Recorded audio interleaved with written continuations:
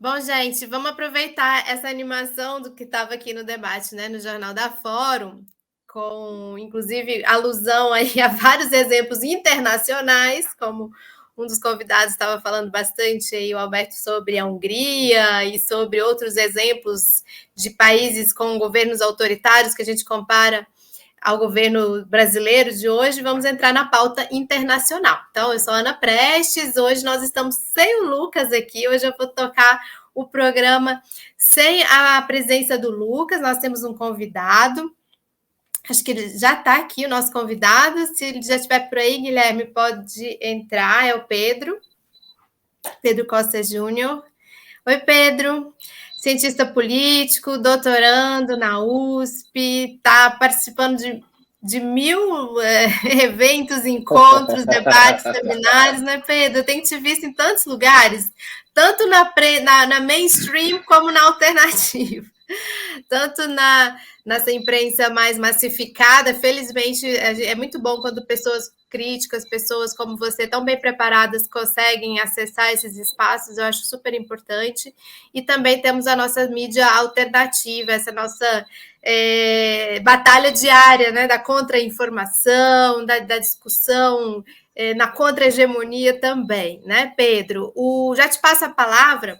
Eu queria te convidar para, nesse comecinho de programa, antes de a gente entrar no tema que eu quero discutir com você, aproveitar você aqui para fazer uma espécie até de entrevista contigo, para a gente explorar mais os temas sobre os quais você tem escrito, eu quero só te convidar para compartilhar comigo aqui 3 notícias que eu quero anunciar para quem nos acompanha, para a nossa audiência, que são temas, a gente sempre traz os temas que estão mais candentes na conjuntura internacional. Um deles, eu vou começar com uma coisa um pouco mais soft, para depois passar para as mais complicadas.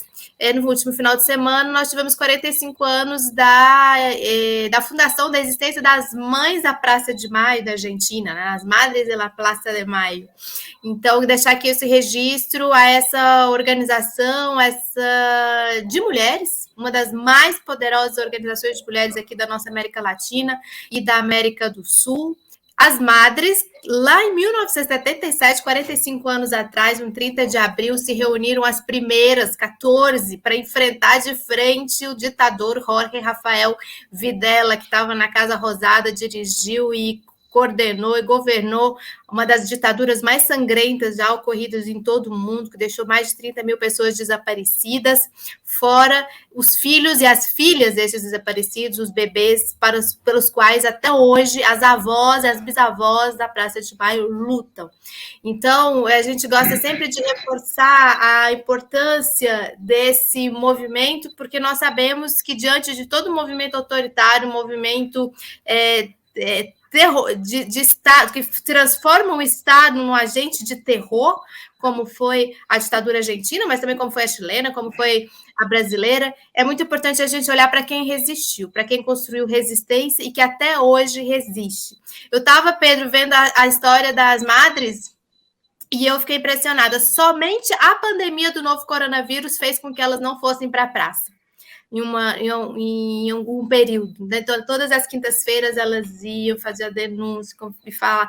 E elas começaram a dar opinião e palpite sobre uma série de questões. Então, eu queria deixar aqui esse registro hoje sobre o aniversário de 45 anos de existência das Madres da Praça de Maio, das avós, das abuelas também. Agora vamos para outro tema que está quente essa semana. Se der tempo, a gente conversa um pouco também até com o Pedro sobre isso. Pedro, ontem o candidato ao governo, à presidência da Colômbia, Gustavo Petro, da coalizão Pacto Histórico, que está na dianteira das pesquisas para o dia 29 de maio, precisou interromper sua campanha. Ele faria campanha no que ele chama ali de Eje Cafetero, uma reunião de 3 estados colombianos, e ele recebeu ameaças muito concretas, apuradas, de morte, ameaças à sua integridade física enquanto campanha e daqueles que estão fazendo campanha com ele. Isso é uma coisa gravíssima.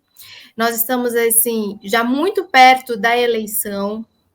era algo que a gente já falava que poderia acontecer, né? Então, na Colômbia, fazer política na Colômbia, ser defensor de direitos humanos, direitos sociais, fazer movimento social na Colômbia é uma atividade de alto risco. Só para a gente ter uma ideia, eu sempre falo aqui no programa do Indepaz, que é uma organização não governamental na Colômbia que faz uma apuração de mortes de líderes sociais. Eu consultei eles hoje lá no Twitter, para quem tiver interesse, eles vão atualizando esses dados. Só em 2022, ainda estamos em maio, já houve 37 massacres na Colômbia. 64 líderes, líderes, homens ou mulheres sociais, já foram assassinados na Colômbia só esse ano. Então, a gente está numa situação muito tensa, não só o Gustavo Petro, como a sua candidata a vice da sua chapa, a Francia Marques, que é uma mulher negra, ambientalista, de uma trajetória também nos movimentos sociais bastante forte, já recebeu ameaças à sua vida previamente à campanha. Inclusive, o perfil dela é muito parecido com o da Berta Cáceres, de Honduras, que foi assassinada, e de um perfil muito, muito semelhante. Então, eles têm recebido essas ameaças e a gente deve fazer, aí conversando aqui com a nossa audiência, nos próximos programas a gente vai se aproximar mais desse tema da Colômbia e eu acho que vai ter um pouco aqui relação com o nosso debate daqui a pouco, Pedro, quando a gente for falar da OTAN, quando a gente for falar do pé da OTAN aqui na América do Sul, porque o pé da OTAN na América do Sul diria que está exatamente na Colômbia. Então, os Estados Unidos, eles têm muita preocupação de perder a Colômbia, de perder o governo colombiano, porque é praticamente um preposto dos Estados Unidos aqui na América do Sul. E uma última manchete também de algo que está bastante quente hoje, quem acompanhou o Twitter hoje não deve ter escapado dessa pauta, é que a Suprema Corte dos Estados Unidos pode, a qualquer momento, anular o entendimento legal de 1973, de meio século atrás, que dá amparo do direito ao aborto nos Estados Unidos. Né? A gente sabe que os Estados Unidos é uma federação, seus estados têm autonomia legislativa e de governo, e que, desde 1973, vários desses estados estão amparados na sua legislação de legalização do aborto até a 24ª semana de gestação, e vazou um documento aí, vazou um voto, na verdade, de um juiz por aquele site político, em que se descreve uma resolução que pode ser aprovada a qualquer momento, porque nós estamos numa conjuntura aí. A gente pode falar um pouquinho sobre isso também daqui a pouco, viu, Pedro? Quando a gente falar de Estados Unidos. Então, aquela conformação de Suprema Corte que o Trump foi fazendo, né, principalmente, de mudança do equilíbrio de forças dentro da Suprema Corte, está dando seus resultados, né? Estava vendo que outras medidas bastante retrógradas podem ser votadas também na Suprema Corte, como a questão das cotas para universidades, cotas raciais. Então, está circulando isso do ponto de vista da luta das mulheres pelo direito à saúde reprodutiva, pelo direito a assegurar o direito à interrupção de uma gravidez, mulheres, pessoas gestantes de uma forma em geral, seria um grande retrocesso. No momento que a América Latina está numa onda verde de sensibilidade, principalmente das Supremas Cortes, interessante, mais do que os legislativos, para essa questão. Então, eu queria deixar essa questão aí para a nossa audiência. Bom, já falei muito. Enquanto você se apresenta, Pedro, também, para quem ainda não te conhece, eu acho que você já esteve aqui com a gente umas 3, 4 vezes no nosso programa, sempre a nossa audiência gosta muito da sua presença aqui. Então, eu já vou te pedir para você se apresentar e já vou passar a minha primeira questão. Fala para a gente também sobre o seu artigo, sobre uma nova ordem policêntrica ou poliárquica, como você tem usado, né, em várias das suas apresentações e nos diferentes formatos do seu texto. Eu sei que o seu texto tem uma versão resumida, tem uma versão mais ampliada, você tem participado bastante dos debates. Explica para a gente por que você acha que nós estamos nesse momento e você precisa, fevereiro de 2022, como um momento de quebra, um momento de inflexão de uma ordem mundial que perdurou por 3 décadas, por 30 anos, desde o fim da União Soviética, o fim da Guerra Fria até hoje. E hoje há uma mudança substantiva, que é pelo que você fala, né, no seu texto. Explica para a gente por quê, e por que a guerra na Ucrânia é parte fundamental dessa mudança em curso da ordem mundial. E bem-vindo de novo. Obrigado, Ana. Prazer estar contigo aqui, né? Primeiro eu queria protestar a falta do Lucas, né? Que das outras vezes sempre nos acompanhou e que faz muita falta aqui hoje. Né? Eu acho que você já me apresentou muito bem, né? Não precisa me apresentar melhor. Eu sou, na verdade, um pobre estudante latino-americano em busca de mais conhecimento, sem dinheiro no bolso e sem parentes importantes, porque eu sou um bolsista, né, muito orgulhosamente, um bolsista. Já fui bolsista CNPq no mestrado, no qual eu produzi um livro, né, que trata da chamada crise da hegemonia americana. Esse livro ele tem saído bastante novamente, assim, ele saiu em 2019, mas com todo esse contexto internacional. Depois o pessoal pode acessar, né, saiu pela editora Apres, se chama Colapso ou Mito do Colapso, né, falando exatamente sobre a hegemonia norte-americana. E hoje eu sou um bolsista CAPES, né, já fui CNPq, sou CAPES, então a minha renda vem dos proletários e proletárias desse país, né, que financiam a educação nesse país e cujos os reajustes basicamente não acontecem, né, no governo Paulo Guedes, mas desde o governo Temer, né, vamos colocar assim já em termos de protesto. Eu acompanhava aqui um pouco antes, o debate estava muito caloroso aí com o Alberto Almeida, né, que eu gosto muito de acompanhar o Alberto, né, dá vontade de entrar nesse debate também, né, tem algumas discordâncias aí do que ele disse, mas eu vou deixar isso para uma próxima oportunidade. Verdade, talvez no final, porque deu vontade mesmo de comentar. Não dá? Dá vontade. E eu sou um admirador profundo.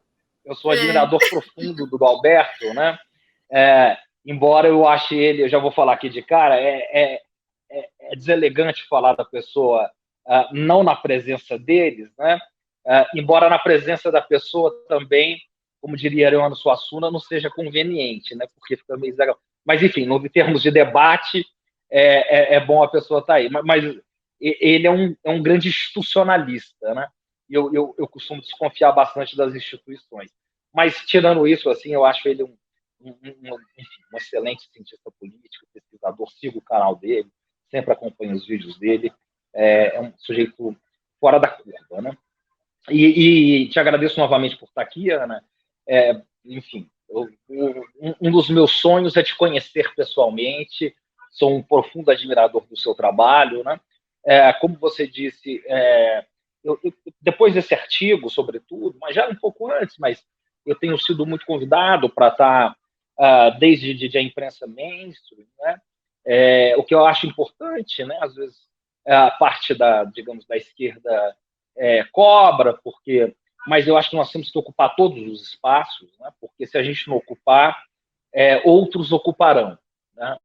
E geralmente as ideias que serão divulgadas para as massas, né, de maneira massificada, serão ideias que atenderão interesses, digamos, hegemônicos, né? Interesses não... Enfim, é sempre bom trazer um contraponto, mas me sinto muito à vontade aqui, né? Me sinto muito mais à vontade aqui e em canais, digamos, alternativos, né? Estava na Cotter TV nesse sábado, né? Que é um canal que eu tenho muito apreço também, com o meu amigo Tebni, o Vitor Pinha, enfim, e por aí vai. Bom, mas eu queria pincelar, já que você provocou, e uma das coisas que eu valorizo tanto aqui nesse espaço, né? Que é o contrário, por exemplo, da imprensa mainstream, né? É que aqui vocês, né? E nós, vocês sempre começam falando da Latinoamérica, né, da América Latina, e que é da onde a gente parte, é da onde a gente sai, né? Por isso eu fiz também uma pequena homenagem, um xiste ao Belchior, que faleceu essa semana, fez uma comemoração do aniversário, né, dele, dessa semana. Então, eu também sou um grande fã do Belchior. Hoje, Gabriel Garcia Marques, né, que também, enfim, escreveu muito sobre, na perspectiva da anticolonização também, faz aí uma comemoração aí do seu nascimento, da sua morte, e eu acho que é importante a gente dizer essas coisas. Mas, para entrar aí nas suas, enfim, provocações, né, e eu gosto muito enfim, desses temas, né, eu vou pincelar rápido e depois a gente fala do quadro mais geral, do artigo, enfim, né. Primeira coisa, né, é das madres de maio. Eu só quero pincelar rapidamente, né, até porque você provocou para falar rapidamente sobre isso. Eu vou falar sobre os 3 temas que você falou, mais sobre os 2 primeiros, e depois a gente fala sobre o artigo em si e as implicações dele. Mas, com relação às Madres de Maio, né, é uma das lutas mais importantes da América Latina, uma das lutas sociais mais importantes, eu diria, do Sul global, pela temporalidade que ela encarna, né, pela bandeira que ela levanta e pela força que ela resistiu ao tempo. Então, digamos, em termos de tempo, né, para lembrar o grande Brodel, né, sempre partindo de uma categoria analítica que eu uso nos meus textos, que é uma perspectiva que é embebida de Brodel, de Arrighi, de Wallerstein, que parte sempre da categoria tempo-espaço, ou seja, quando e onde. Eles têm uma causa, elas têm uma causa, sobretudo, que passa por uma temporalidade muito forte, né? E que parte da periferia, da semi-periferia, do sistema mundo, do sul global, e que é impressionante essa força delas se reunirem ali semanalmente. Eu tive a oportunidade incrível de conhecer Buenos Aires, uns 5 anos atrás, sou meio ruim de data, e eu tive na praça e tive a oportunidade de encontrá-las lá, se manifestando, levantando as suas bandeiras, né? E poder estar ali junto um pouquinho, e foi uma grande emoção, né? E tanto é que, como você bem disse, Ana, as madres viraram abuelas, né? E há imagens incríveis no YouTube, por exemplo, de uma dessas abuelas, imagens assim, relativamente recentes, talvez de 1 ou 2 anos atrás, que encontrou um dos seus netos recentemente. E são coisas extraordinárias, né? Porque a ditadura argentina, ela tinha, só para brevemente, né? Ela tinha, digamos, o hábito, para dizer o mínimo, né? De sequestrar os filhos e filhas da esquerda que foi capturada, presa, torturada e morta durante a ditadura, que hoje é celebrada por parte, digamos, de uma nova direita na América Latina, e esses filhos eram dados, né, sem identidade, para famílias estéreis, muitas ligadas aos militares e muitas famílias abastadas. Então, só para levantar uma questão aqui, né, um tempo atrás se levantou o debate, por exemplo, do maior meio de comunicação, já que a gente falou aqui de mainstream, de alternativos, que é o Clarim. O Clarim lá, ele é mais forte do que o que seriam as organizações Globo aqui, né? Imagina como se alguém fosse o dono, enfim, da Globo News, da CBN, da Globo, que é Globosat, aqueles canais fechados, Multishow, GNT, que pauta entretenimento, que pauta todo esse soft power, né? De revista semanal, do jornal o Globo, né? Enfim, eles são responsáveis por cerca de 75% da mídia argentina. E havia uma desconfiança, e eles têm 2 filhos, né? A família Clarim. Seriam filhos das madres e das abuelas agora, de uma... Havia esse debate, né, durante um certo tempo, e eles se recusavam a fazer os testes e tal. Enfim, eram filhos adotivos. Então, para a gente ter uma ideia do que nós estamos falando, né? Então, é uma luta muito bonita.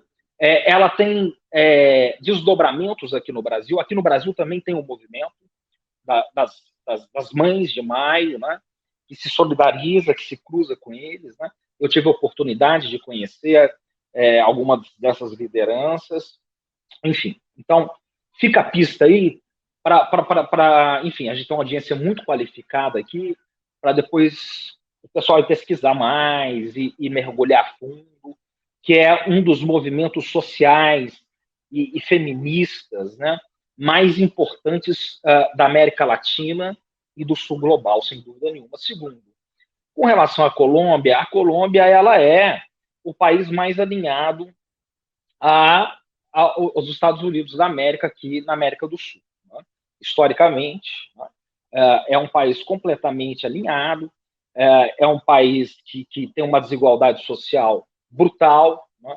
Cujo narcotráfico todos conhecem, né? Enfim. Desde a política, o combate às drogas, né? A política contra as drogas, a política externa norte-americana, eles têm umas políticas muito interessantes, né? Eles travam uns nomes eles formulam nomes muito interessantes, muito criativos, também para dizer o mínimo, né?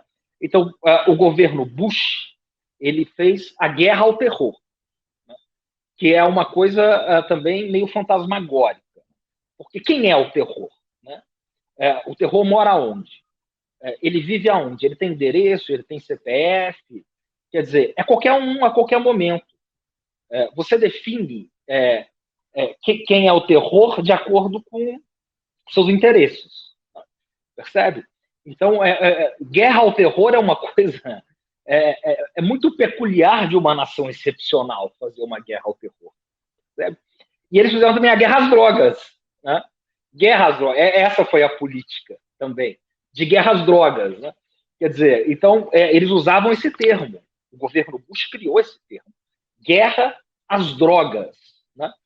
Então, uma coisa é combate às drogas, né? Obviamente, não a política de saúde contra as drogas, enfim, outras coisas tipo. Mas não, era uma guerra às drogas, né? Não era também uma guerra ao narcotráfico, não era uma guerra enfim, aos traficantes, era às drogas.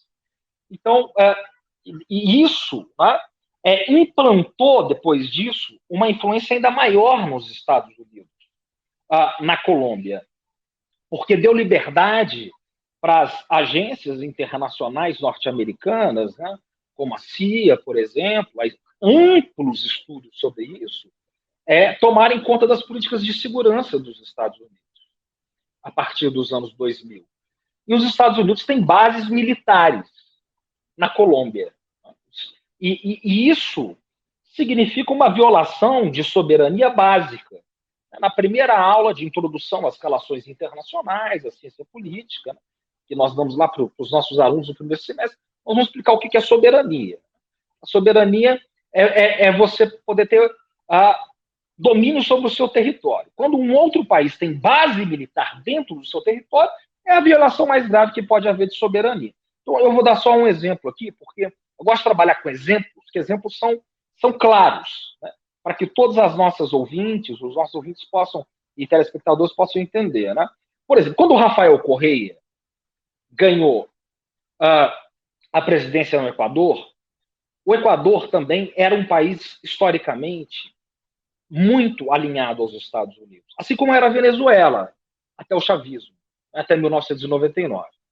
Então, o Correia ganha algo como em 2005, 2006, e uma das primeiras medidas que ele fez, vamos dizer a primeira, foi fechar a base norte-americana no Equador, porque os Estados Unidos também tinham a base norte-americana. É a base de Manta, né? Eu lembro, a gente...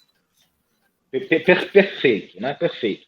E tem uma entrevista dele muito interessante, que eu recomendo, eu passo em sala de aula. É uma entrevista de 20 minutos, se eu não me engano, 25 minutos, tem meia hora, dele com o Julian Assange, que é amplamente repercutido aí, né, nos nossos jornais, na nossa imprensa, não é isso? o caso, o drama do Julian Assange, né? Mas, enfim, e que ficou preso, né? Enfim, ficou melhor, refugiado, agora está com essa ideia, ele está preso agora em Londres, e está com a possibilidade alta e grave de ser extraditado para os Estados Unidos. Né? Porque ele revelou, né, os segredos, enfim, dos interesses da potência hegemônica e dos seus aliados atlanticistas, enfim. Esse foi o crime dele, né? E ele ficou... isso foi incrível, incrível. Né? Ele ficou exilado e, portanto, protegido na Embaixada do Equador em Londres durante quase uma década ali, meia década, né? Uns 6 anos, alguma coisa desse tipo. Né? O que é o Equador em termos de poder nas relações internacionais? Em termos de geopolítica nas relações internacionais? Se fosse o Equador antes do Correia, ou depois do Correia, que foi o que aconteceu, inclusive por um sujeito que traiu o Correia, porque foi eleito como sucessor dele, e cujo nome, ironicamente, era Lenin, né? Lenin Moreno, ainda, né? Pobre Darcy Ribeiro, né? Socialismo Moreno. Lenin e Moreno. Ele mexeu num túmulo aqui e num túmulo lá na sua Rússia, né, também. Você imagina, entregaria a cabeça do Assange na bandeja, como João Batista, que foi exatamente o que aconteceu.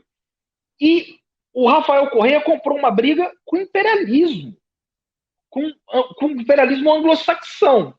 Porque desde a formação, desde o Big Bang do sistema mundo, do sistema internacional, do sistema mundial moderno, do sistema interestatal capitalista, você tem 2 países que mandaram no mundo, um no século XIX e um no século XX, e que está em decadência hoje, que é a Inglaterra e os Estados Unidos. E o pequeno Equador, o bravo Equador de Rafael Correa, sustentou esses 2 ali.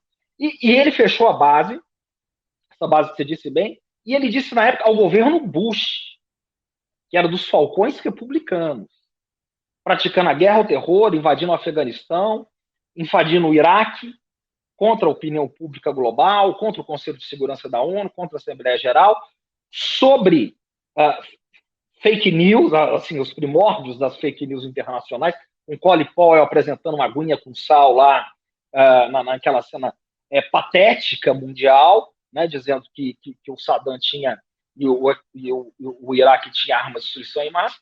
Enfim, esse governo dos falcões republicanos, o que ele fez? Ele disse o seguinte para o Bush. Ele falou, tudo bem, nós não precisamos fechar a base norte-americana no Equador. Eu aceito que vocês... Porque, obviamente, os Estados Unidos não reagiram a isso de bom grado. Não é? Desde que vocês aceitem que a gente abra uma base militar em Washington. Se vocês aceitarem, tudo bem. Se não, adiós, companheiros. E foi o que ele fez. Bom, isso é inaceitável, né? Basta ver qual foi o destino tanto de Assange quanto de Correia. Isso acontece, isso não é peculiar aí.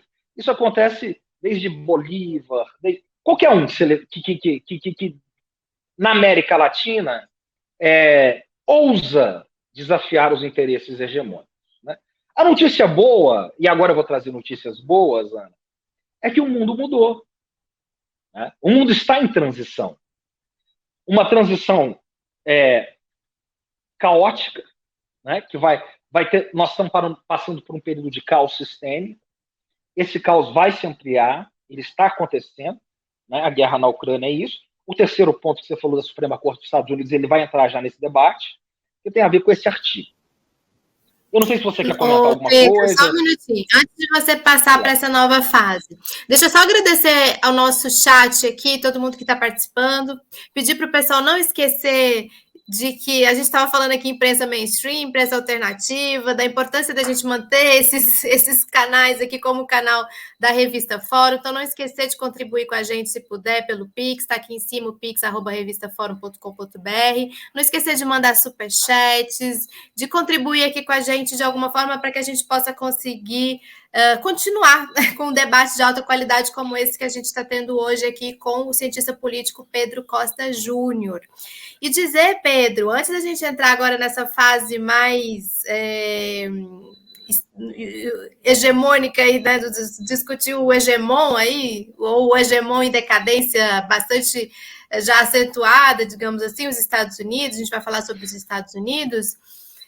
Dizer que a chamada aqui desse nosso programa de hoje foi novamente a exclusão do Brasil no G7, na cúpula do G7. Só para nossa audiência lembrar, o Bolsonaro não participou de nenhuma cúpula do G7. Desde que foi eleito, o Brasil está com essa presidência aí do Bolsonaro, o Brasil nunca mais participou de uma cúpula do G7 e esse ano não é diferente. A Alemanha está na presidência pro tempore, né, na rotativa do G7, vai ter reunião agora em junho. Foram convidados uma série de países em desenvolvimento, Índia, daqui a pouco eu falo a lista para o pessoal de quem mais foi convidado, o Brasil novamente não foi convidado. Então agora nessa sua mudança de chave aí, né, em que nós vamos falar mais do papel dos Estados Unidos, vamos falar mais desse momento que a gente está vivendo com a guerra na Ucrânia e a mudança da ordem mundial para um cenário... E eu concordo contigo, no seu ver, você coloca como policêntrico, multicêntrico, a gente vai ouvir aqui você falando sobre isso, como que se coloca esse lugar aí também do Brasil, né, nesse cenário, é importante, porque a gente estava falando de Colômbia, eleição na Colômbia, esse ano também tem eleição no Brasil, Colômbia e Brasil são dois países muito importantes aqui da América do Sul, e que dialogam, né? Vão dialogar a partir das suas novas lideranças, que nós esperamos sejam eleitas as novas lideranças de esquerda, a partir do próximo período. Fantástico, Ana. E sem dúvida nenhuma, esse tema, né, que é o tema capital aí, a exclusão do Brasil do G7, dessa reunião do G7 e de todo, enfim, isso é só um sintoma, né, digamos, de todo o cenário internacional. Ele faz parte do que nós tratamos aqui dessa chamada nova ordem mundial policêntrica ou multipolar, para ficar mais fácil, né? Eu vou explicar por que o termo policêntrico, não é um termo meu, é um termo que está no documento que eu analiso, né? Enfim, e só para dar um dado aqui, para lembrar, Ana, as nossas amigas e amigos aqui, que em 2003, quando o presidente Lula foi eleito, agora candidato Lula, ele foi convidado no primeiro ano para participar do G7. E também estava rolando, né, eu não sei se você chegou a participar, tenho a impressão que sim, do Fórum Social Mundial, em Porto Alegre. Né? Eu estava lá naquele Fórum Social Mundial, lá no Anfiteatro Pôr do Sol, escutei o Lula falando em 2003. Depois ele foi para Davos. Faz parte. Depois ele foi para Davos. Não, exatamente. Isso é o lulismo, né, diria André Singer. Né? É isso. Né? É ocupar espaços, estar em todos os lugares e tudo isso. Depois, até eu adoraria ouvi-la sobre esse relato, né, do que foi. O Emanuel Wallerstein, que é um autor de máxima inspiração que eu tenho, ele trata em um texto dele muito lindo, que ele fala do espírito de Porto Alegre, em homenagem, né, em referência, inspiração ao Fórum Social Mundial. Ele teve no Fórum Social Mundial em Porto Alegre, e o que o Lula fez? Né? O Lula não priorizou Davos, isso é importante. Né? Ele não foi ao G7 em detrimento de Porto Alegre. Né? E ele foi a Davos. Né? Como o Bolsonaro não vai agora porque não foi convidado. Mas ele foi a Davos, obviamente defendeu os interesses do Brasil, mas ele foi ao Fórum Social. Eu acho muito interessante, né, essa coisa, digamos, macunaímica do Lula, macunaímica no bom sentido. Né? Uma vez o Fernando Henrique, eu estou meio inspirado hoje, viu, Ana? Eu vou fazer algumas digressões, porque fazia tempo que esse convite aqui estava para rolar, que eu vim a última vez, então eu tô meio inspirado, tá? Eu vou fazer, mas eu sempre fecho os parênteses. Fernando Henrique, no Canal Livre, Canal Livre, né? De uma TV aberta aí, tradicional, programa, né? Ele disse há muitos anos atrás, né? Eu comentava isso com uma amiga, enfim, um amigo, recentemente. Ele disse: o Lula é uma Macunaíma, mas no sentido negativo, ele disse, pejorativo, né? No sentido do herói sem caráter. Mas o Mário de Andrade, ele é muito complexo. E o Macunaíma é um personagem muito complexo. Ele é uma espécie de intérprete do Brasil. E o Macunaíma, na verdade, ele pode ser lido de várias maneiras. Né? Tem várias interpretações sobre o Macunaíma. Né? Enfim. E o Macunaíma ele pode ser lido como alguém que se adapta muito bem às situações. Né? Então, só para ter uma ideia, né? Tem um filme do Macunaíma que é muito lindo, que é Pelo Grande Otelo. Né? Ele nasce negro de uma mãe índia, né? Numa aldeia, num quilombo, enfim. E aí ele depois vira branco, ele é tudo, ele é o Brasil, ele é a miscigenação. Então, eu acho que o Lula tem um quê de Macunaíma, mas no bom sentido. Eu acho que o Fernando Henrique ele mirou errado, mas acertou no alvo certo. Né? Eu gosto de pensar nisso. Né? Enfim, mas o que eu queria dizer é o seguinte: esse artigo, né, e vamos entrar aí, e aí nós vamos falar sobre o tema, ele se chama, agora eu vou ser bem direto e vou tentar ser o mais objetivo e pragmático possível. Ele se chama A Nova Ordem Mundial Policêntrica. Ele foi publicado originalmente no jornal da USP, a casa que eu pertenço, que eu sou pesquisador, eu faço meu doutorado, e ele teve, felizmente, né, despretensiosamente, uma ampla repercussão. Ele saiu, né, em várias jornais, sites, né, desde o mainstream até sites mais alternativos. Então, ele saiu no My News, né, que é um site mais amplo, digamos assim, né, de mais acessibilidade, até o 247, que é uma grande referência da esquerda, enfim, o GGN do Nassif, né, depois gerou 2 conversas com o Nassif, ele repercutiu no R7, né, que é o site muito popularesco, de muita massa. Ele foi, na verdade, o artigo mais lido do R7 durante aquela semana. Saiu no A Terra Redonda, né, que é um site que eu prestigio muito, indico para todo mundo, e eu fiquei muito honrado, porque é um site onde escreve José Luiz Fiore, né, enfim, onde escreve alguma das minhas, Michel Louis, algumas das minhas referências intelectuais, de formação, referências máximas. Né? Então, ele foi saindo, né? E foi repercutindo. Saiu uma entrevista minha na Folha de São Paulo, enfim, e vários outros lugares. E aí me solicitaram uma versão dele em espanhol. Então ele saiu no Chile, né, em espanhol, na Argentina, foi circulando na América Latina, ganhando força. E, por fim, me solicitaram uma versão em inglês. Eu fiz uma solicitação, né? Eu atendi a solicitação, e a pessoa que entrou em contato comigo, ela não disse muito bem onde ele seria publicado. Ela me pediu a versão, eu mandei, e ele simplesmente hoje ele está publicado e acessível a todos aí na página oficial dos BRICS Internacional. Isso é extraordinário porque então ele está simultaneamente acessível à Rússia, China, Índia, África do Sul e ao Brasil. Uma versão em inglês que é muito lido na Índia, que tem uma repercussão extraordinária, porque é um país de 1 bilhão, mais de 1 bilhão de habitantes. Então, qualquer repercussão máxima é mínima. E por aí vai, e na África do Sul também, pela facilidade do idioma. A China também é um país muito grande, e é um artigo de muito interesse aos russos. Então, ele está circulando em toda a Eurásia. Então, eu estou muito feliz. Né?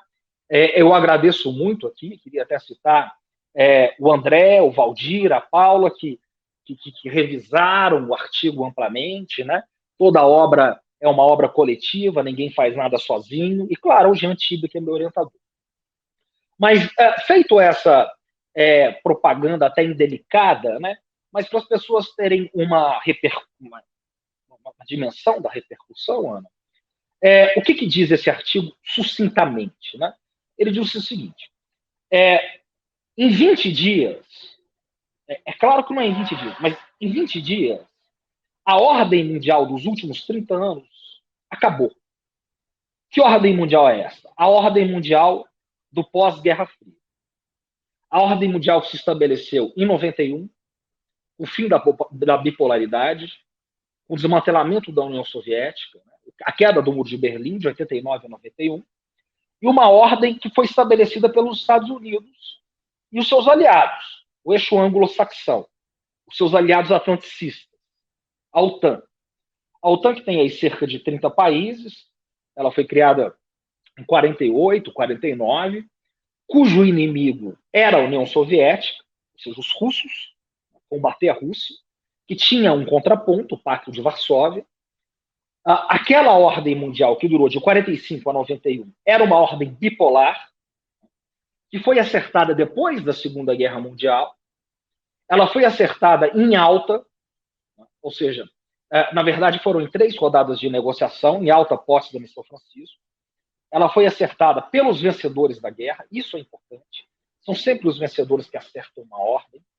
Naquele momento se sentou à mesa, vejam só, Stalin, Churchill e Franklin Delano Roosevelt, presidente dos Estados Unidos, Inglaterra e União Soviética. E eles decidiram ali, num papel de guardanapo, mais ou menos, isso está amplamente documentado, que 2/3 do mundo ia ficar sob os auspícios do mundo anglo-saxão e 1/3 do mundo sobre a égide do Exército Vermelho soviético. E isso foi relativamente respeitado até 89. Algumas raras exceções. Afeganistão em 79, Vietnã, mas foi bem respeitado. Né? Coreia, e fizeram um muro em Berlim, e isso foi respeitado. Bom, quando a União Soviética implode, nós entramos nessa nova ordem mundial, lá de 30 anos atrás, que já é uma velha ordem mundial, que regeu o mundo nos últimos 30 anos, sobre a hegemonia americana. O que é um hegemon? Enfim, conceitualmente é difícil dizer, mas demoraria tempo, não é? Mas é um xerife do mundo, é quem organiza o mundo. E mais que isso. É o hegemon brodeliano, digamos assim, né? Que você está falando, é o hegemon de Brodel, né? Que já.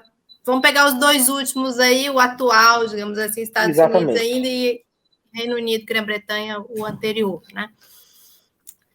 Exatamente. E mais que isso, né? É no sentido gramsciano também. Ou seja, ele conquista a dominação cultural do mundo, uma dominação sutil. Então, em termos gerais, ele tem o porrete e a cenoura. Percebe? Então, ele se sobrepõe pela força, necessariamente, primeiro pela força e depois pela cultura. Pelo soft pelo power. Idioma, pelo soft power, exatamente. O hard power e o soft power. E por aí vai. Mas eu não vou entrar nisso aqui porque, enfim, não é essa a questão. Mas os Estados Unidos foram, durante esses últimos 30 anos, a potência hegemônica. Então, os anos 90, a partir dos anos 90, por exemplo, o Francis Fukuyama escreve o fim da história. A história acabou. Né? Não tem mais sentido. Né? O Robert Kagan, que, por exemplo, era o grande conselheiro de Barack Obama, do Clinton. O Barack Obama, ele desfilava com o livro do Kagan debaixo do braço como se fosse uma bíblia. Ele dizia, olha, o que o mundo... Eu cito isso no meu livro, essa aspas. Né? Ele dizia o seguinte... O que o mundo precisa é do poder americano. Assim como a Inglaterra assumiu o seu papel na era vitoriana, os Estados Unidos precisam assumir o seu papel no século XXI, que será o segundo século americano. Ou seja, a ideia dessa gente é o seguinte, o século XX foi o século americano, isso é indiscutível, e o século XXI será o segundo século americano. É o que eles pensaram. E do ponto de vista gramsciano, faz parte de você se tornar hegemônico essa sensação para o resto do mundo de que é necessário que você esteja nesse lugar. Exatamente. E isso é muito forte, porque, digamos, os analistas do mundo colonizado, digamos assim, né, eles pedem essa hegemonia. Eles dizem que o mundo sem essa hegemonia é um mundo pior. E isso é o soft power, né? Então, é isso que a gente lê nos jornais, vê nas televisões, todos os dias, percebe? Então, esse é o ponto, né? Então, só para dar mais um exemplo, né, o Joseph Nye, que é o criador desse termo soft e hard power, né, que é uma vulgarização do Gramsci, já está tudo lá, ele tem uma frase que eu cito também no meu livro, está no Paradoxo do Poder Americano. É um livrinho dele no final dos anos 90. Ele também é um grande conselheiro do governo Clinton e também do Obama, né? Ele é muito ligado aos democratas. Ele diz o seguinte, né? Ele abre aspas, essa é a aspas dele, vou citar literal. Desde Roma Antiga. As pessoas dos anos 90, elas começam a comparar os Estados Unidos a Roma. Sequer é a Inglaterra do século XIX. Ele diz, desde Roma Antiga, nunca, isso depois do fim da União Soviética, nunca uma nação se elevou tão acima das outras. Em termos militares, políticos, culturais e tecnológicos. Percebe? É a mesma toada do Francis Fukuyama. A história acabou. É o fim da história e o último homem. O homem capitalista e liberal. E por aí vai. Bom, só que as coisas vão mudando progressivamente nos anos 2000. Então, só para dar outro exemplo, né, que eu já dei aqui. 2003. Os Estados Unidos dizem, nós vamos invadir o Iraque. O mundo diz, vocês não vão invadir o Iraque. A ONU diz, o Conselho de Segurança diz. Vocês estão dando um argumento falacioso. Todo mundo sabia que o que os Estados Unidos queriam no Iraque era petróleo.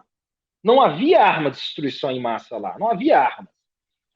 3 dos 5 membros permanentes vetam a entrada dos Estados Unidos, inclusive a França, que é um aliado ocidental, atlanticista, histórico dos Estados Unidos, que não se opunha aos Estados Unidos. Enfim, a opinião pública mundial, a imprensa mundial. Né? Na época, só a Inglaterra, do trabalhista Tony Blair, né? e essa relação é umbilical da Inglaterra com os Estados Unidos, apoia. É inacreditável. Bom, mas ninguém pode segurar os Estados Unidos. Né? Então se falava de um mundo unipolar. Se falava da Pax americana, tudo isso. O que acontece? Os Estados Unidos começam a ter um declínio, digamos, relativo da sua hegemonia, a partir dos anos 2000, desde a guerra ao terror, desde as Torres Gêmeas, mas não só pelos atentados, mas pela reação dos Estados Unidos aos atentados. E aí depois, enfim, o governo Bush é desastroso, né? O governo Obama, enfim, ele, digamos, ele continua esse declínio relativo de maneira mais administrada, e o governo Trump, ele funde. Né? Ele acaba com tudo, percebe? Ele acelera o declínio. O declínio, ele era lento e gradual. Ele foi acelerado no governo Trump de maneira... Mas os democratas foram mais intervencionistas que o Trump, né? No sentido de... Sem dúvida nenhuma. Sem dúvida nenhuma. Sem dúvida nenhuma. Humanitárias. Sem dúvida nenhuma. Sem dúvida nenhuma. Sem dúvida nenhuma. O imperialismo humanitário dos democratas é muito mais nocivo do que o isolacionismo do Trump.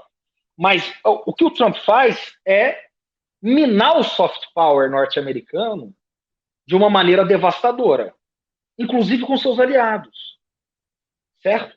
Então, por exemplo, as brigas dele com Angela Merkel eram francas, eram trocas diretas. Os democratas sabiam administrar isso melhor. O Emmanuel Macron, né, lembra daquelas trocas de aperto de mão? Né, isso tudo é simbólico. Né, quem aperta mais. Ele chegou a dizer o seguinte na administração Trump: a OTAN está vivendo uma morte cerebral. Porque o Trump foi o primeiro presidente, desde a fundação da OTAN, em 48, 49, que disse: nós precisamos parar de dar dinheiro para a OTAN, de investir na OTAN. Isso é inacreditável, porque a OTAN é o braço armado dos Estados Unidos no mundo. Percebe? Então, assim, os danos que ele foi fazendo nesse sentido foram acelerando essa corrosão. Só que isso é um ponto, porque o declínio é estrutural. O declínio vem desde o Reagan. Porque o que o Reagan proporcionou foi um distanciamento, um colapso social dos Estados Unidos.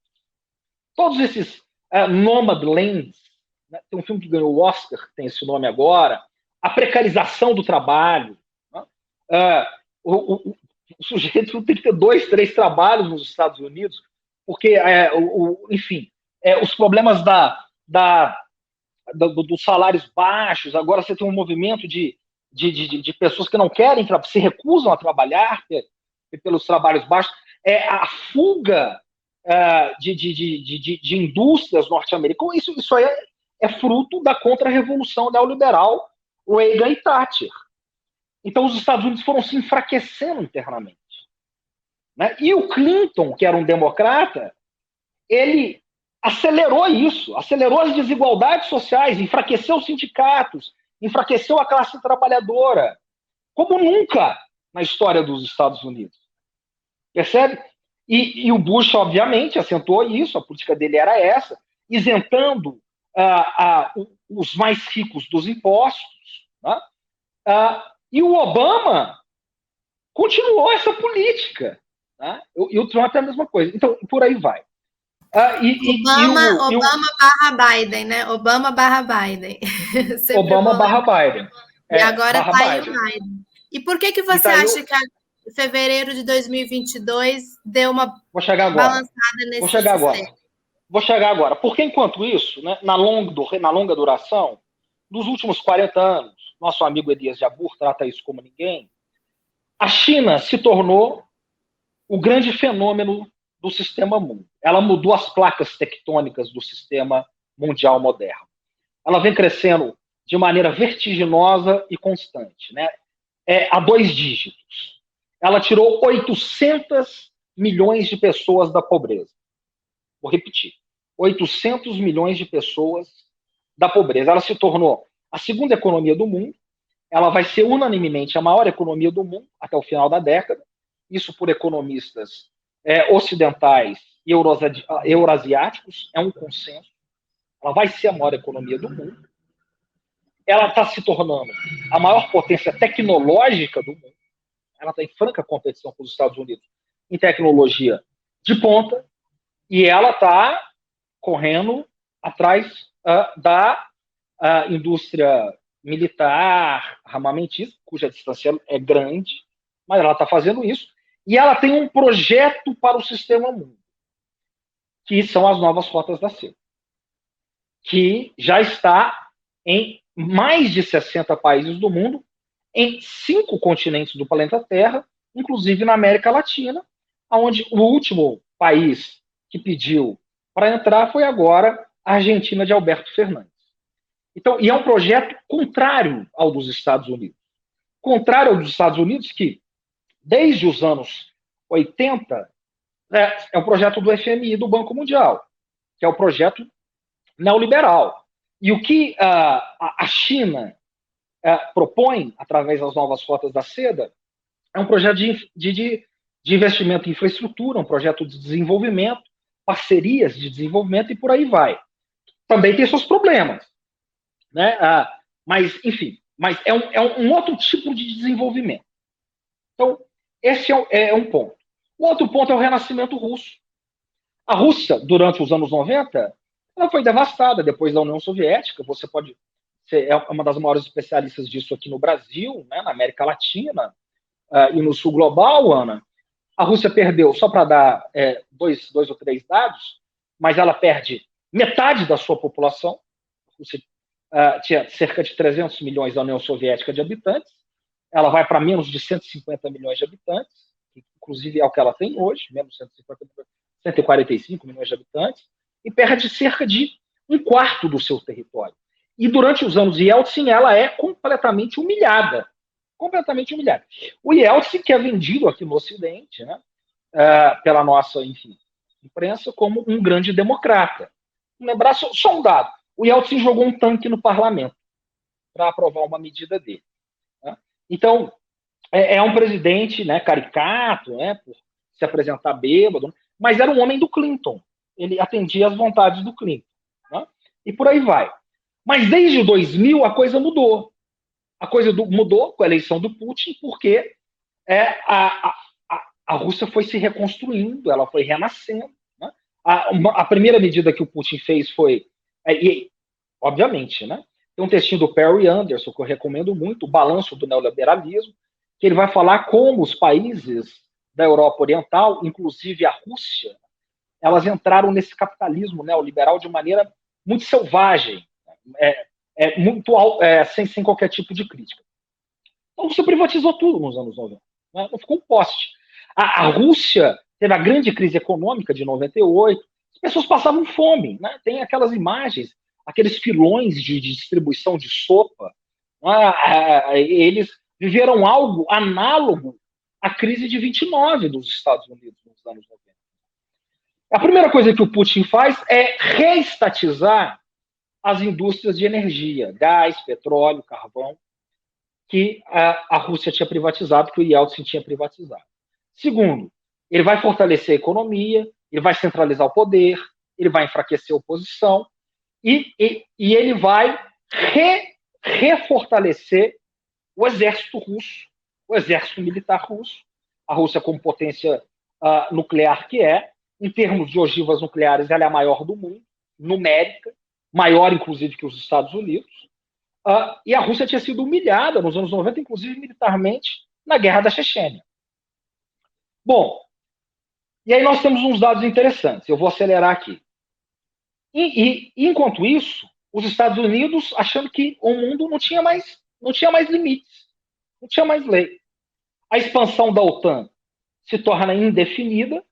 É preciso lembrar que houve um acordo tácito entre Gorbachev e Bush pai de que a OTAN não ia se expandir com o fim da União Soviética para o leste europeu, nenhuma polegada, o que obviamente foi completamente desrespeitado. Né? A OTAN foi incorporando os ex-satélites da União Soviética, inclusive países que faziam parte do Pacto de Varsóvia. E o Putin diz, em 2007, num discurso famoso, eu acho que essa é a grande virada, em 2007, no discurso de segurança, em Munique, ele diz em alto e em bom tom, agora basta, é o fim da expansão da OTAN no leste europeu. Daqui vocês não passam mais. O que os Estados Unidos e seus aliados atlanticistas ocidentais fizeram? Ignoraram retumbantemente. Claro, em 2008, o governo Bush, na época, seus falcões, na verdade, o governo Rumsfeld, né, vai para a Geórgia exatamente para incorporar a Geórgia e a Ucrânia à OTAN. E aí o Putin dá o sinal de força. Ele invade a Geórgia e consegue um protocolo, um documento assinado que a Geórgia não entraria na OTAN. Então ele está avisando. O mundo começou a mudar. Em 2014, quando tem as revoluções coloridas, que derrubam um governo democraticamente e legitimamente eleito, as revoluções coloridas, que partem, obviamente, de uma parte de anseio popular, mas que até o mundo mineral sabe que houve intervenções americanas, assim como houve em diversas manifestações do mundo na mesma época, na Primavera Árabe, Só um parênteses. Na América Latina. Um parênteses aí, desculpa te interromper, mas uma dessas agentes americanas que participou de 2014, que é a Vitória Nuland, estava aqui esses dias no Brasil, você viu, né? As fotos dela e tudo aí. Sim, exatamente. Perfeito. E ela é casada, você sabe com quem, Aninha? Robert Kagan. Isso. Já citado aqui. É o neocon e o neoliberal, né? Exatamente. A parte republicana e a parte democrata nesse casamento bastante ilustrativo do que é a elite norte-americana. Simbólico. Diria um amigo meu que essa combinação que você fez agora, os neocons e neoliberais em um só, seria a combinação mais demoníaca que a humanidade já produziu. enfim, só para fazer também aí uma ilustração, aí, uma espécie enfim, usar um termo, talvez aqui remetendo a Dante Alighieri. Né? Vamos ver qual círculo do inferno será reservado para esses amigos aí. Bom, então, em 2014, cai o governo legitimamente eleito, com essas intervenções, que era um governo pró-Putin. E começa essa conversa de a Ucrânia entrar na OTAN novamente, que já foi ventilada em 2008. O que o Putin faz? Anexa a Crimeia, através de um plebiscito, sem maiores problemas. Né?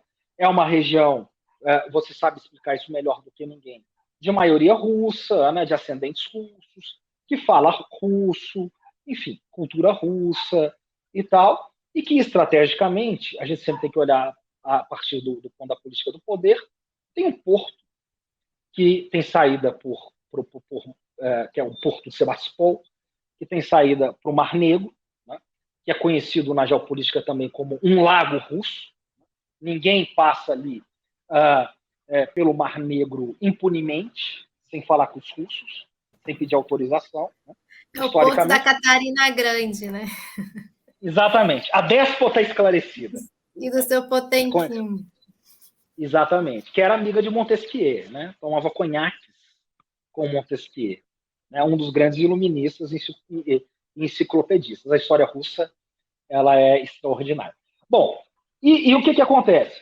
E ele anexa a Crimeia. Então ele está falando, olha, acabou a cara pálida. O mundo mudou. Ali começam as sanções. O que o Putin faz? Ele começa a se preparar. Naquele momento, a Rússia, que é importante dizer, a economia russa é uma economia frágil, mas ela é muito equilibrada. É uma economia frágil porque se você pegar o PIB russo, ele é menor, por exemplo, que o PIB do Texas. Eu não estou falando do PIB da Califórnia. É o PIB do Texas. Né? Mas ela é a Rússia. Né? A Rússia é um país continental. É o maior país territorial do mundo, mesmo depois de ter perdido um quarto do seu território, depois da Guerra Fria. Só isso faz dela uma potência estratégica, o maior país continental do mundo. Ela tem riquezas energéticas, é a maior potência energética do mundo. Gás, carvão, petróleo, níquel, água doce. Né? É uma coisa incomensurável. Né? Extensão territorial. E ela está naquilo que os grandes geopolíticos anglo-saxões sempre disseram que é o heartland. Desculpa o expressionismo, que é o coração do mundo, que é a Eurásia. Eu estou falando, por exemplo, do Spikeman, enfim, que são os grandes influenciadores da política externa norte-americana, que dominam o pensamento dessa gente até hoje, desde Kissinger, desde Brzezinski, e todos esses seus discípulos vulgares, né, como, por exemplo, a Nuland, o Kagan, e por aí vai, né, e o Nye, e toda essa gente, né? Seja falcões republicanos, sejam pombinhos democratas, sejam trumpistas, né, John Bolton, né, enfim, e por aí vai. Então, o que esse pessoal do Heartland diz? Se você domina a Eurásia, que é uma região que vai mais ou menos ali da Rússia até a Alemanha, você domina o mundo. Então, o maior pesadelo deles seria perder esse centro de influência, né?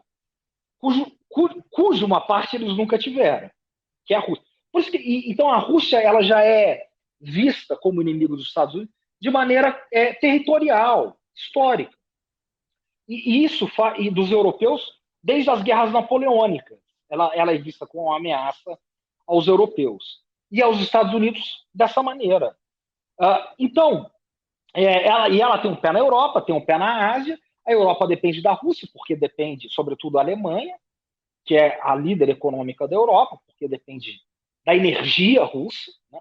Isso também muito graças às políticas equivocadas da senhora Merkel, que desde Fukushima se tornou altamente dependente da Rússia, né? E das suas políticas neoliberais, que fizeram também dela altamente dependente da China, Então, portanto, a Alemanha hoje é muito dependente da Rússia e muito dependente da China, graças à senhora Merkel, que é uma espécie de Margaret Thatcher, né, do novo tempo, exaltada pelo Ocidente, né? Depois que ela morrer, vai ter várias homenagens, eu consigo prever isso, né? Embora, enfim, né, isso é uma outra discussão. Mas o que eu quero dizer é o seguinte, então a Rússia começou a se preparar, porque a dívida interna da Rússia é cerca de 20% do PIB. Só para ter uma ideia, a do Japão, que é a terceira economia do mundo, é 200%. A dos Estados Unidos é mais de 100%. A do Brasil é mais de 70%. Então a Rússia tem uma economia equilibrada. As reservas russas, em 2014, eram cerca de 200 bi. A maioria estava em ouro, em dólar, iene e euro. O que o Putin fez em 2014? Ele se preparou para a guerra. Ele falou, com as sanções, porque ele começou a sentir as sanções na pele. Hoje, as reservas russas são o triplo, mais que o triplo. Então, na ordem de 650 bi. E ele foi variando. Ele não deixou só no ouro, no iene, no dólar e no euro. Ele colocou em ouro. E colocou no yuan, que é a moeda chinesa, a vulgar moeda, e né, popular moeda chinesa. Então ele foi se preparando. E segundo, aí eu vou só estreitar, Ana. E segundo, ele foi, desde 14, se aliançando com a China. E aí que está o meu ponto. Por isso que é a nova ordem mundial. É isso que eu trato no artigo. Foi se aliançando com a China. E em 2016, você tem outro salto, que foi quando Trump é eleito e ele declara uma guerra comercial com a China. Quando ele declara a guerra comercial com a China vai se aproximando ainda mais da Rússia. Então, o que eles fazem? O Ocidente, a Casa Branca, os Estados Unidos, eles fazem uma espécie de Kissinger às avessas. O que o Kissinger fez nos anos 70? Ele disse o seguinte para o Nixon, ele disse, olha, se nós abrirmos duas frentes agora, nós vamos perder a Guerra Fria contra dois impérios. Não dá para competir contra a União Soviética e China. Vamos aproveitar que eles se distanciaram e vamos trazer a China comunista, para o nosso lado. E foi o que Nixon fez. E 30 anos depois eles ganharam a Guerra Fria. E lá na frente deu no que deu, né? Porque a China, como diria Kissinger, é uma civilização dentro de um país. É uma civilização milenar. Eles não fizeram a abertura de mercado neoliberal que os Estados Unidos pensaram. Eles usaram o mercado a favor deles, como Elias Jabbour explica muito bem. Mas aí, depois disso aí, o que aconteceu? Voltando em 2016, a China se aproximou ainda mais da Rússia. E eles foram estreitando os laços. Então, porque isso também parte de uma política equivocada do Ocidente, que, ao invés de tentar separar, o que já era irreversível, os dois, como eles fizeram nos anos 70, eles jogaram um no colo do outro. O Xi foi jogado no colo do Putin e vice-versa, a Rússia no colo da China e vice-versa. E aí nós chegamos, eu vou dar o salto, tem um outro detalhe. Em 2015, o que o Putin faz? Ele dá outro sinal de força. Ele invade, né, ele intervém na guerra da Síria. Isso também não tem autorização nessa antiga ordem. Quem faz guerras quem tem protocolo para fazer guerra, os Estados Unidos e seus aliados. Só que ele usa um argumento ocidental. Qual que é o argumento que ele usa? Vamos combater o Estado Islâmico. E, de fato, ele faz isso. Ele combate. Mas o grande interesse geopolítico dele era qual? Era garantir o seu último aliado estratégico na região, o Bashar al-Assad. Que, por sinal, está lá até ele neutraliza os americanos na Síria, né? Completamente. Exatamente. E mais do que isso, ele salva o Obama de um vexame, porque o Obama ele traça lá uma red line, né, uma linha com umas armas químicas, enfim, essa discussão é longa, eu não vou entrar aqui agora. E depois o Trump, com a sua política isolacionista, sai e o Putin domina a situação. Em 2015, o Putin é simplesmente a capa da Forbes, eleito o homem mais poderoso do mundo. É uma coisa extraordinária isso. Bom, então Pedro, vamos dar um salto agora. Fazer a parte 2 desse debate. Então, só para a gente afunilando aqui para o finalmente. Eu vou fechar agora. Eu vou concluir. Como que a gente vai parar? só para mim terminar aqui, como é que a gente vai parar no 4 de fevereiro, que eu acho que é essa aliança aí grande, China e Rússia, né? 4 de fevereiro de 2022, você fala bem dessa data, você fala bem desse documento, que é a declaração conjunta de maior impacto, né? Inclusive Celso Amorim e outros grandes diplomatas falam que é o documento diplomático mais importante do século XXI até aqui. Exatamente.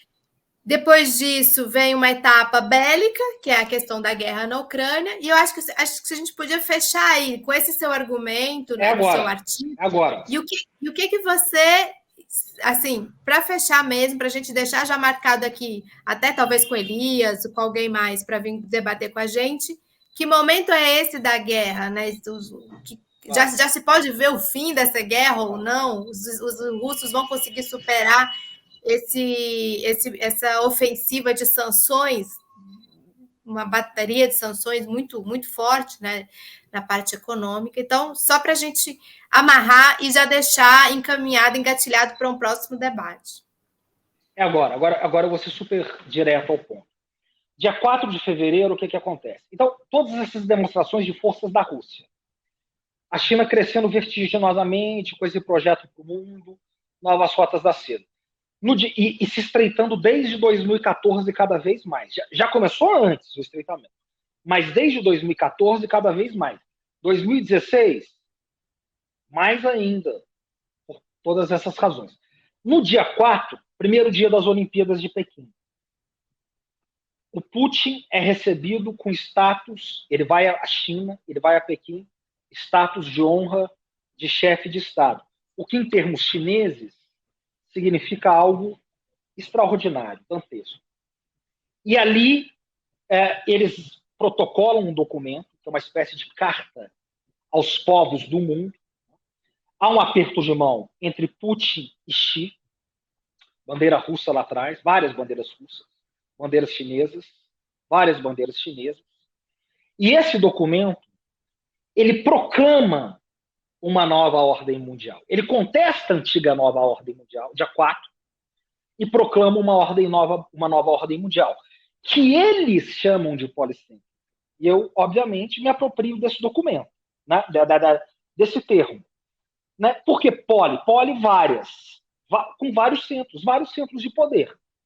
Então, esse documento, basicamente, ele diz o seguinte: a antiga ordem mundial morreu. Ou seja, agora, os Estados Unidos não dão mais as cartas e seus aliados, né? O seu eixo anglo-saxão e seus aliados atlanticistas. Eles não dão mais as cartas no mundo, sozinhos. Eles não fazem mais as regras. A OTAN não faz, elas não escolhem, elas não fazem as suas guerras. Nós não admitimos, eles dizem isso, a expansão indefinida da OTAN. Nós não aceitamos intervenções no leste europeu. Nós não aceitamos intervenções no Mar do Sul da China. Nós não aceitamos provocações com relação a Taiwan. E por aí vai. Eles vão dizendo isso com relação a todo o sistema mundo. E mais do que isso, com relação às águas internacionais. E mais do que isso, com relação ao espaço sideral. Eles estão tratando de todas as dimensões.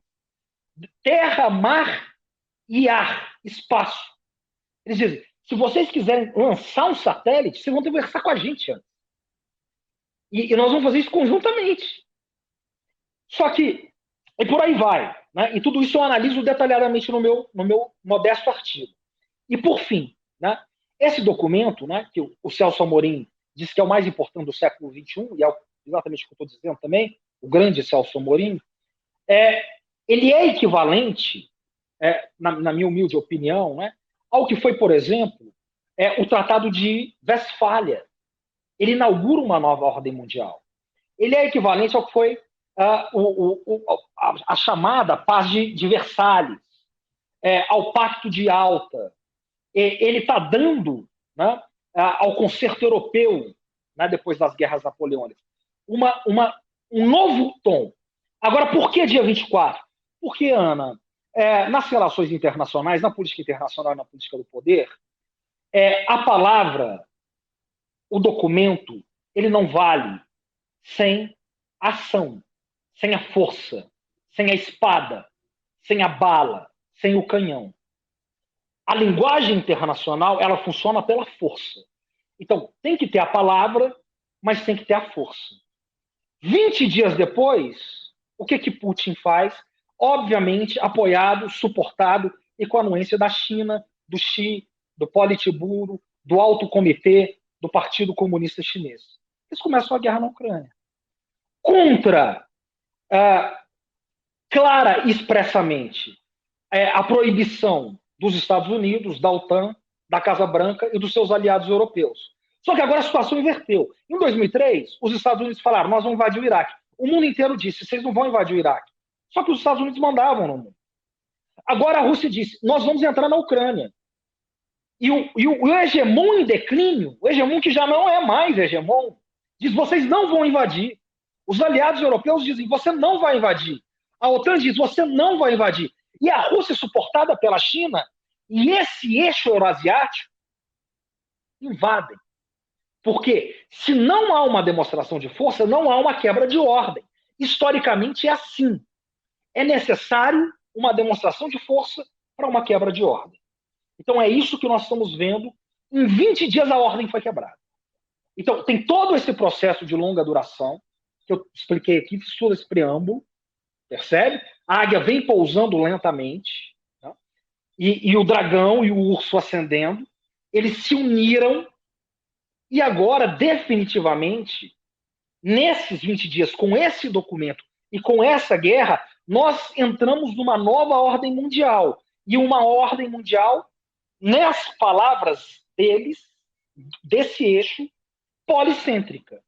E não há um termo que define melhor, porque também não é o colapso definitivo do Ocidente, porque a OTAN continua forte, os Estados Unidos continuam a grande potência militar, mas eles não dão mais as cartas sozinhos. Agora tem mais duas grandes potências que sentam na mesa e dão as cartas juntos com ele. É essa a definição que nós chegamos. Muito bem, Pedro. Obrigada. Acho que foi super interessante a gente fazer esse resgate e nós já estamos aí com mais de 60 dias, né, desse conflito, dessa parte bélica, dessa parte armada desse conflito que não começou agora, né? Então, só desse recorte aí, Ucrânia já tem 8 anos, né, 2014 até aqui. Então, que eu acho que eu queria te agradecer enormemente por estar aqui com a gente e dividir com a gente essas suas reflexões, esse seu pensamento. E talvez a gente já deixe até assim, engatilhado, você voltar quando puder e com outros convidados, convidadas nossas aqui, para a gente analisar como vai se dar o desfecho dessa parte bélica, né? Então, eu tenho ouvido falar que pode ser que já esteja numa segunda ou numa terceira, outros falam terceira fase da ofensiva russa, os impasses todos em torno de mesas de negociação que chegaram a avançar em algum momento e foram inativadas. Nós estamos num momento sem perspectiva, na minha leitura, de uma mesa de negociação viável nesse período. Então, pode ser que, assim, a partir da sua tese, para que você tenha um desfecho desse, você vai ter que ter esses atores se sentando em algum momento e pactuando em algum espaço, seja no Conselho de Segurança da ONU, seja uma nova mesa de negociação, toda essa experiência histórica que você nos falou, né? Tanto lá de Westfália, como depois das guerras napoleônicas no início do século XIX, como Viena no início do século XX, depois da Primeira Guerra Mundial, como Yalta e as outras reuniões no final da Segunda Guerra Mundial, toda essa história nos mostra que em algum momento esses atores vão precisar repactuar, até para sua convivência ou coexistência dentro de uma ordem, seja essa nova ordem ou não, né? Então, acho que a gente fica... Quem é analista internacional, quem gosta de observar e estudar e entender o que está acontecendo no mundo, está num momento muito interessante para realmente descobrir quais são os próximos passos. Então, eu queria te agradecer enormemente, dizer que esse espaço aqui está sempre aberto para você. Agradecer também aqui no chat, a gente ficou acompanhando o chat, hoje a gente não conseguiu dividir muito aqui com o chat um momento de perguntas, de questionamentos, porque foi mais uma exposição mesmo do Pedro. E me despedir de vocês. Quer falar alguma última coisa, Pedro? Agradecer o Guilherme, que está aqui nos bastidores com a gente. Hoje o programa foi um pouquinho mais extenso. Tá bom, não, desculpa por talvez ser muito prolixo e tal, é porque o tema ele é muito profundo, é muito denso, é muito amplo, eu teria muita coisa para falar ainda, para ilustrar, né? O artigo, ele trata de diversa falha, passa por todos esses tratados e guerras até hoje, mas de uma maneira muito prática, muito mais objetiva, né? Porque como tem um limite de linhas, então, como diria Guimarães Rosa, né? O limite ele é instigante. Então, isso é maravilhoso. E seria ótimo a gente ter uma segunda parte, porque aí nós poderíamos juntos, né, juntas, desenvolver mais. E se tiver outros convidados, seria maravilhoso, né? Quem sabe o nosso amigo Elias, quem sabe, utopicamente, o nosso amigo Celso Amorim, o maior chanceler que esse país já teve, desde Barão de Rio Branco, desde Santiago Dantas.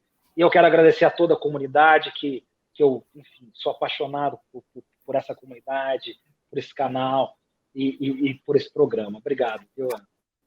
Obrigada, Pedro. Agradecer quem nos acompanhou ao vivo, quem nos acompanha no programa gravado, no domingo. Esse programa ele fica gravado e domingo ele vai ao ar separado do Jornal da Fórum, porque hoje na terça a gente entra assim, emendado no Jornal da Fórum. Agradecer a todo mundo que se inscreveu, que apoiou, que virou membro, que está nos apoiando via o Pix, aqui é pix@revistaforum.com.br. E terça que vem nós estamos de volta com o Fórum Global, com os temas da conjuntura internacional que estiverem mais candentes aí. Tchau, gente. Até mais.